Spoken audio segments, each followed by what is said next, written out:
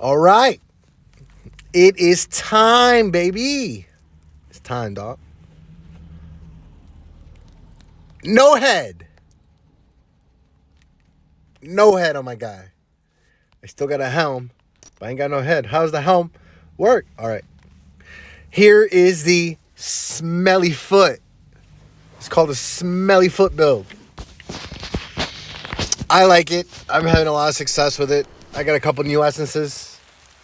And this is going to be, until I am legend again, it's going to be the last different class build I am doing, because it is a new season. I forgot it was a new season, and I want to, I want to reach legend as fast as possible, and I'm not going to be doing it by having no mastery, having no essences. But without further ado, this is the Smelly. It's called a Smelly feet build because of this.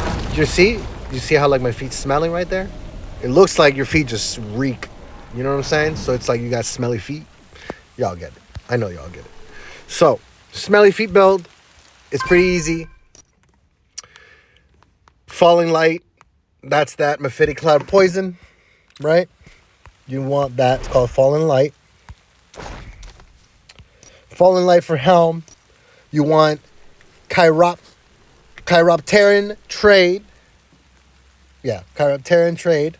Swarmer bats damage increased. Sorry. You want Solemn Snare. Swarmer bats will shroud you in a fog of blood mist, increasing your movement, making you untargetable. Lyanor's Misgivings is what you want for the pants. Mephitic Cloud duration increased 39%. Cruel Vendetta, Shadow's Edge damage increased. For second main hand, the Besolver, you leap. I don't like the leap too much, but you know what? If it's going to give me, both offhands are going to buff that 19% through damage and 19%, not cinch, on armor. So that's going to do, basically it's going to do 38% extra damage. One is passive. One, you actually have to hit the person. I believe the armor, you actually have to hit the person to shatter the armor. I don't think that you have to touch anybody for just using skewer will up that damage. So you wanna try to skewer in. You wanna try to skewer in and then hit these two, become untargetable. Make sure you hit this one before the other one's done. You don't want any second of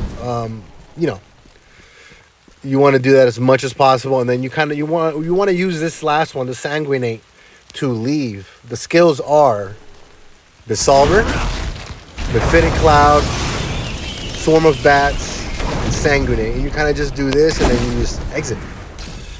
So you want to keep doing that on the idle, and just keep moving it forward. Let's do some bounties to kind of show you how it is. It's very strong. It's a very strong build. Now, you do want to I have a bunch of bleed gems. I literally added every single bleed gem that I can. The Poison Mist does do continual damage, but it does much more damage if they're inside of the mist. So you want to try to follow them around. That's why and it just wrecks these people, man. It's just it just wrecks them. It's just like almost one shot. It's ridiculous. And this is all the bleeds. I'm not even on them right now. So if I actually wait for the cooldown and actually do my thing, it's like instant, man. Like you just pass by them and they're dead. And you kind of just want to keep doing that everywhere you go. This is great for farming as well. It's awesome for farming. But you want to just kind of swoop over them and let them bleed, go over here, and just kind of and then Shadow's Edge damage is increased. So that helps a lot too. Now there's two ways to do this. You can either do the Besolver, which these two are going to, the both main hands, Soul Sensor and Sprig of Hawthorne is going to buff you.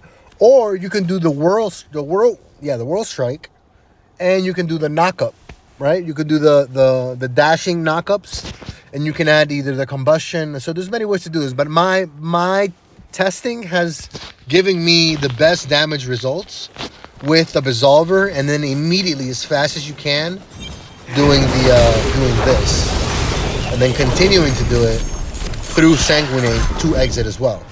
It's kind of what you want to do. So that's, that's what I got for the essences. For the gems, I'm doing Viper's Bite, doing Bile. I got that Bile locked in there. I'm doing a Pain Class to add 13%. I'm doing a Chipperstone Flesh to mark them. I'm doing Concentrated Will because it is a dash.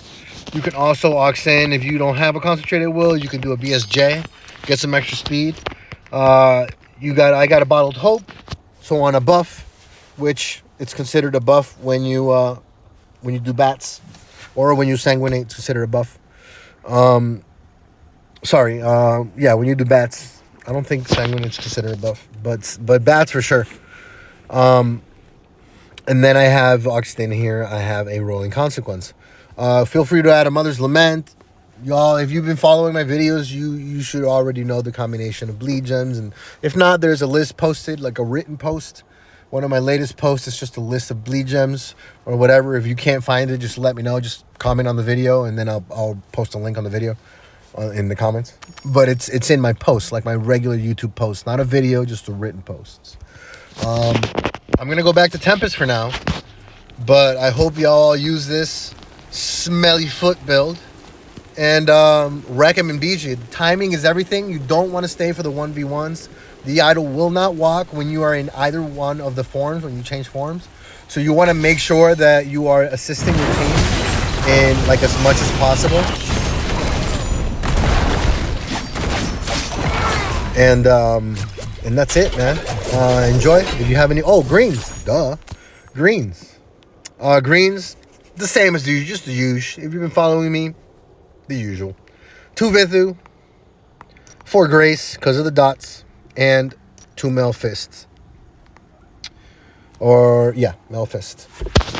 Or Feasting Baron's back, sorry. So that's what I got for today. Paragon Tree is Brawler. Definitely get that life, get that damage, use Brawler. And that's it, man. Happy slaying.